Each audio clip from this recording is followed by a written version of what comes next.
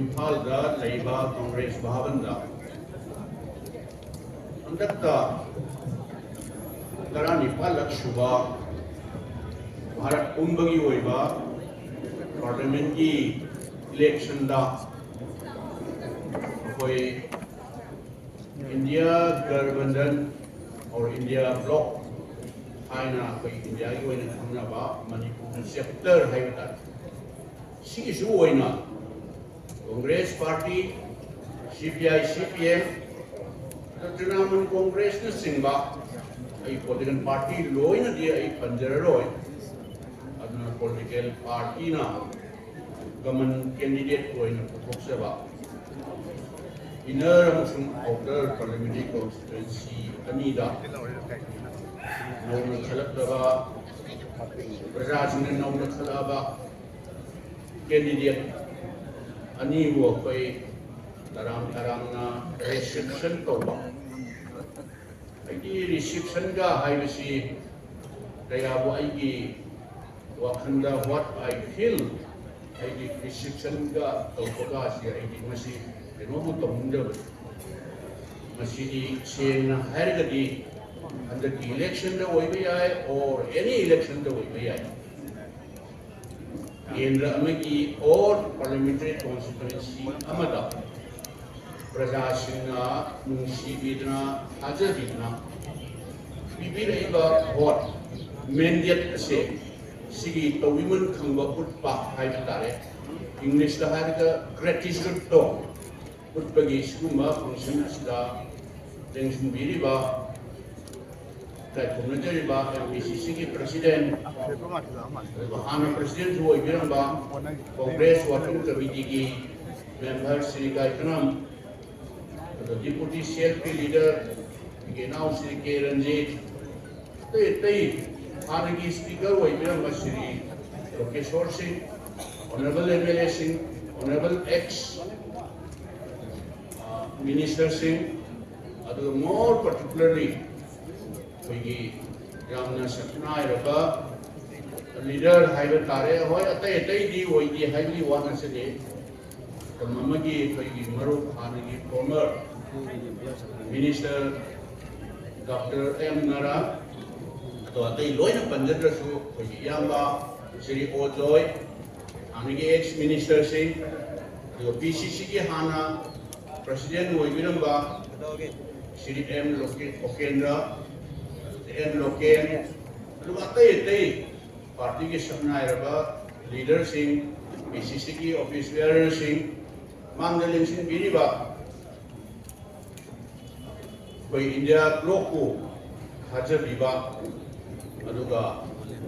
Congress, Aduga, CPI, CPM, Trinamool Congress Singba. Mayam Shibu Dung Shibiba, other young Matata, under the elections, do or die. Koi Wabi Kiba, Mayam Punamak, Mamdalin Biba, Mayam Punamak, Adu Yam Maruina, Koi Nauna Manipuri Prajasina, Kandana Kabira Abba, candidate Ani, Objective, Parliament Haikare. Lok Sabha की MP होइना खनबीर क्लबा doctor Bimol Akoijam Shri Alfred Arthur तो मांगलिन सिंह बिरिबा press अमसुंग media की both electronic अदुगा print media की मरु पांगसिंग पुंगमा ऐसे होरेन लोइबा भावबा फंक्शन सी Yang nakraw may patungkol ko iwati na siya na. Mayang wabi kiba patpi kiba mayang workers sing leaders sing mayang din sing biwa mayang siga. Ang sandisi ay loy di ko yaw sa ding mani. Ay tanay kada ba tawag kuman lay kalagi. Ay kitang hana mayang da suti hana kitang na bibiyo hay na ay awahi mga tradang ay kamjarangge hay na ay kutsabani. Under the election, say, I will hire the India block hire shoe, Manipur sector hire shoe. I don't know Manipuri Praja Singhi, Congress Party की CPI CPM की वा India Bloc की वा नतना सिंगम सुन तंदर लेबा मणिपुर प्रशासन की ऐति my पापनी highway सुमाई तंदर ये तो एक वा Congress CPI CPM की वा नतना democracy की गणतंत्र की माय पापनी हाइना ऐ थमजनिंग मनेबा अदो ऐ यामना पर्सनल होइबा सरकार सिदसु अखोई यामना एटेक तौनिंगबा यामना हुनिंगबा सैनिंगबगी वा नतबा तममदा कोइसु मयामना ईश्वरना चांबिना मयामना नुंसीबिना सही तरा मरी मुंगा मणिपुरदा दैव प्रजासिंगी सिंगम सुंतमदा दैव प्रजासिंगी सेवा तौजरबनी अखोई खुनिमक लोइन मपुंग फाबा मेश्योर ओइब नतबनिना असोइब कया यौरम याय अरांदा कया यौरम याय अदुबो अखोई मदुगी वादु नतना हौजक्ता आई पाउबा याय हाइना आई पंजबई वानिको मणिपुर पंचायती राज की रिप्रेजेंटेटिव सिंह हाइतारे कायथुनजरिबा हानगी जिला परिषद की मेंबर सिंह प्रधान सिंह अपुनबा ऑर्गेनाइजेशन अमना